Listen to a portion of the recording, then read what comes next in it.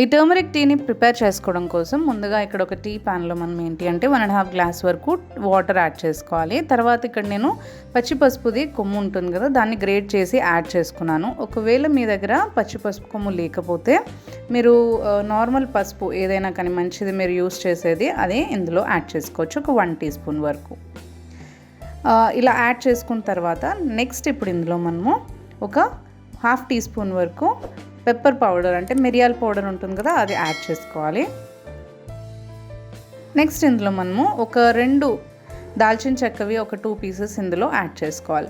ఇప్పుడు ఏంటంటే ఈ వాటర్ని బాగా మనం ఏంటంటే ఒక 7 to 8 మినిట్స్ కానీ 10 మినిట్స్ పాటు కానీ బాగా కొంచెం మీడియం ఫ్లేమ్లో పెట్టేసుకుని మరగనిచ్చుకోవాలన్నమాట. బాగా బాయిల్ అవుతే మనకి ఏంటి అంటే ఆ ఫ్లేవర్స్ అన్నీ కూడా వాటర్లోకి వస్తాయి కాబట్టి అప్పుడు మనకి టీ అనేది ప్రిపేర్ అవుతుంది.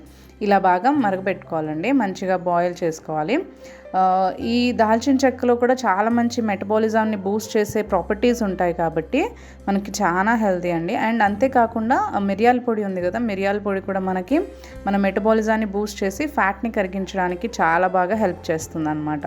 సో ఇవన్నీ కూడా నీట్గా యాడ్ చేసేసుకుని బాగా ఇలా బాయిల్ చేసుకుని